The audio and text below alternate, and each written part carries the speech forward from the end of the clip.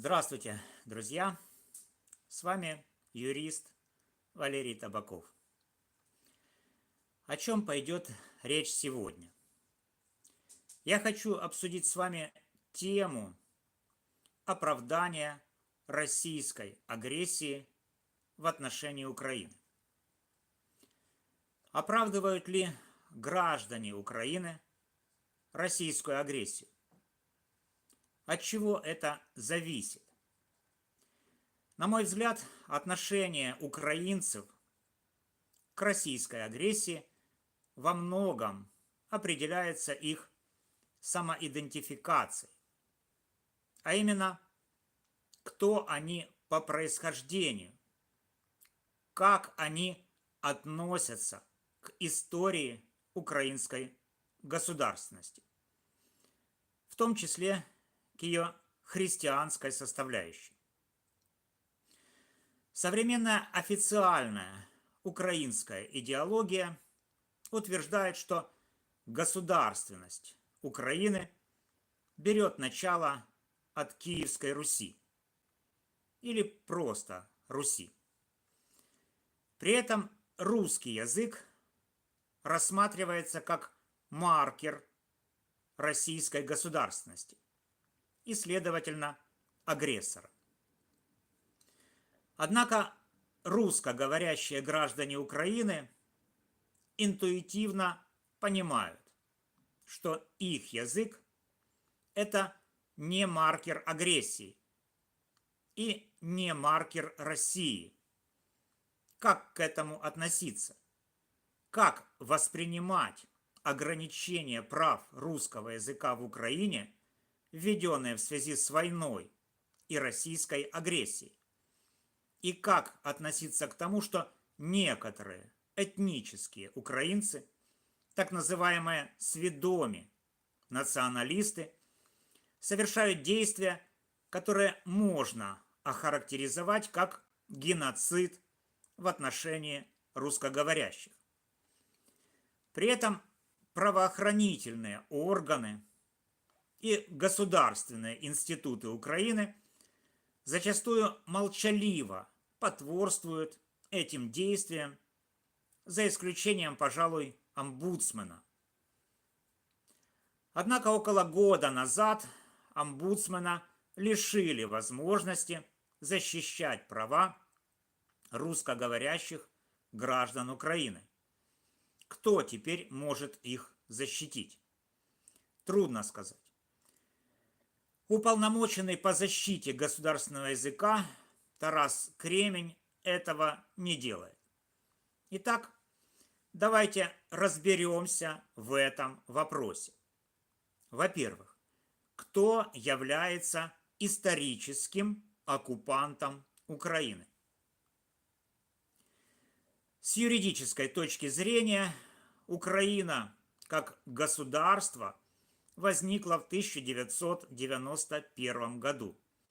Это новое государство, созданное всеми гражданами бывшей Украинской Советской Социалистической Республики, которые проголосовали на всеукраинском референдуме за суверенитет и независимость Украины. С исторической точки зрения, до недавнего времени Украина официально не провозглашалась наследницей государственности Киевской Руси. Лишь 24 августа 2021 года президент Украины Владимир Зеленский подписал указ о праздновании Дня государственности Украины в день крещения Киевской Руси. А спустя полгода началось полномасштабное вторжение России в Украину. Эту войну, как ее называет Дональд Трамп, можно охарактеризовать как безумную. Это война, которой не должно было быть. Война, которую нужно остановить. Вернемся к самоидентификации. Начнем с русскоговорящих граждан Украины. По мнению академика-филолога Дмитрия Лихачева, русский язык происходит от староболгарского или церковнославянского языка. Теоретически этот язык можно было бы назвать новоболгарским, поскольку он развился из староболгарского. В то же время, согласно позиции Национальной академии наук Украины, украинский язык происходит от староукраинского. Об этом, в частности, говорится в диссертации известного филолога Ирины Фарион. Более того, и Фарион, и Национальная академия наук утверждают, что староукраинский язык – это язык племени Русь. Таким образом, День государственности Украины и староукраинский язык, как язык племени Русь, связаны между собой. Но это еще не все. Существуют русскоговорящие граждане Украины, которых некоторые этнические украинцы, так называемые сведоми, называют русифицированными этническими украинцами. Однако это не так. В диссертации Ирины Фарион упоминается так называемая болгарщина в языковом вопросе в Украине. Этот термин Фарион заимствовала у Ивана Франко. Речь идет о двуязычии. С одной стороны, украинский язык, который поляки называли русской мовой. С другой стороны, русский язык, происходящий от староболгарского, церковнославянского языка. Что касается государственности, то Русь пришла на территорию Украины, в частности в Киев, в 882 году. Об этом повествует Нестор Летописец в повести временных лет. Князь Олег убил Аскольда, провозгласил Киев матерью городов русских и начал собирать дань с местного населения, которое он оккупировал. Олег спрашивал, кому вы платите дань? Народ отвечал, хазарам. Олег заявил, не платите хазарам, платите мне. Таким образом, дань была признаком оккупации, о чем я уже не раз говорил. Население, которое платило дань хазарам, теперь стало платить ее новым оккупантам Руси. Поэтому утверждать, что Русь была автохтонной на территории Украины, неверно.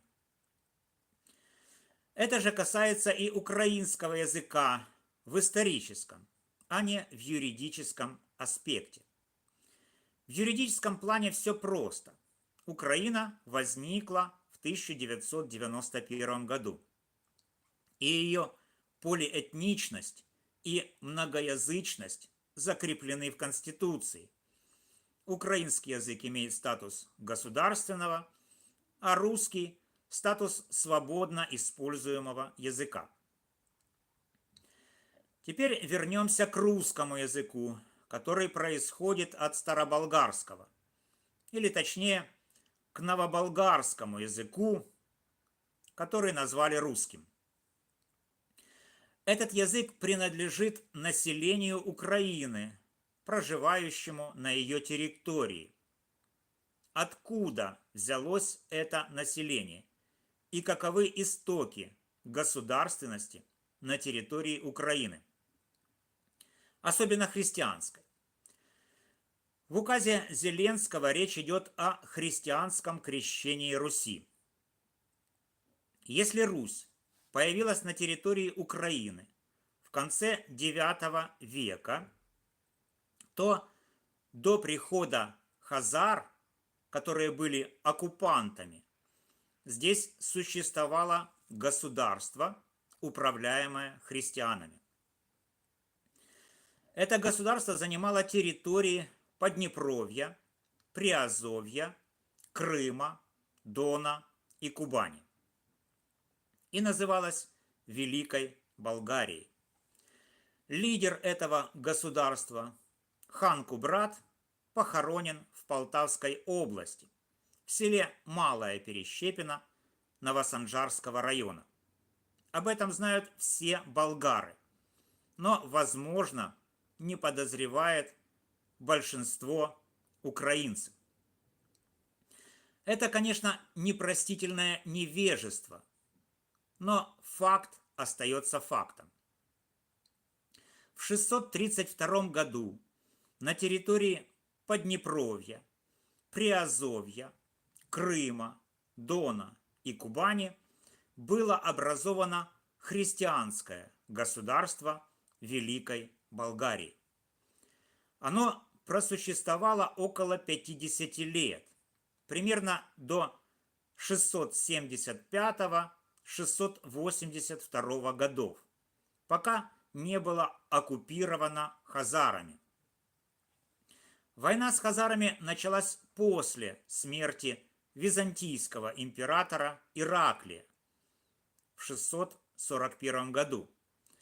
Именно Ираклий признал суверенитет Великой Болгарии и даровал хану Кубрату титул патриция, то есть законного правителя этой территории. Ни один из русских князей не имел такого титула, поэтому говорить о законности их управления Киевской Русью неверно. Таким образом, в VII веке на территории Украины существовало первое христианское государство Великая Болгария. Болгары говорили на староболгарском языке, от которого произошел новоболгарский язык, позже названный русским. Впоследствии, под видом христианизации северных земель, Московии, Сибири, Дальнего Востока, происходил геноцид местного населения. Финские племена, проживавшие там, Чуть, Меря, Весь, утратили свою идентичность и стали называться русскими. Это ужасно. И вот что происходит сейчас.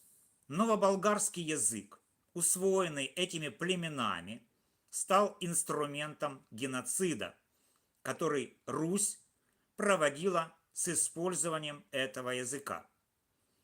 Теперь они вторглись в Украину и осуществляют геноцид ее граждан по национальному признаку, по признаку гражданства, а не этнической принадлежности.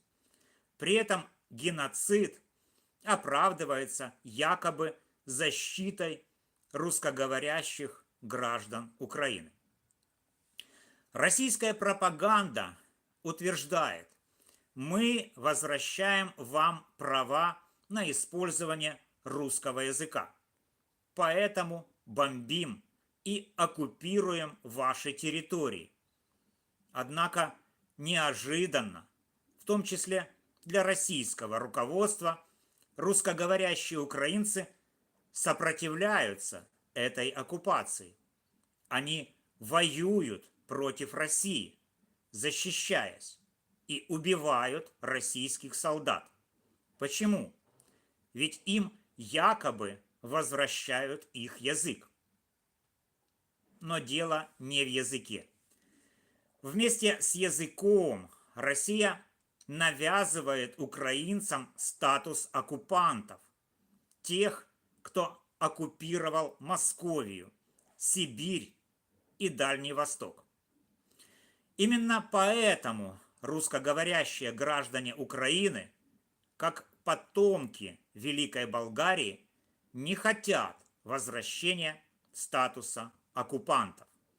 Они понимают, что не может быть свободным народ, который порабощает другие народы. Об этом говорил, в частности, Ленин. Возможно, именно поэтому члены партии «Свобода» под руководством Олега Тягнебока разрушают памятники Ленину, который разрушил Российскую империю, но утверждал, что народ не может быть свободным, если он угнетает другие народы. Тем временем этнические украинцы под руководством таких лидеров, как Тягнебок, насильственно украинизируют русскоговорящих граждан Украины. Это происходит вопреки Конституции, которая имеет высшую юридическую силу по сравнению с законом о функционировании украинского языка как государственного. Происходит геноцид по языковому признаку. Но почему русскоговорящие украинцы сопротивляются и этому? С одной стороны, они противостоят российской агрессии, с другой – насильственной украинизации. Этнические украинцы пытаются убедить их, что они лишь русифицированные украинцы. Но это неправда. Правда в том, что русскоговорящие граждане Украины в основном потомки Великой Болгарии, которые говорили на староболгарском языке, а затем на новоболгарском, который назвали русским. Именно самоидентификация русскоговорящих украинцев как потомков Великой Болгарии, не совершавшей геноцид других народов, и является причиной их сопротивления российской агрессии и оккупации. Кроме того, секрет кроется в том, как формировалась христианская государственность. Тогда и сейчас она строилась на единстве, присяге и верности своей стране. Болгары были толерантны в вопросах государственности, что позволило им обрести суверенитет и создать первое независимое христианское государство на территории Украины.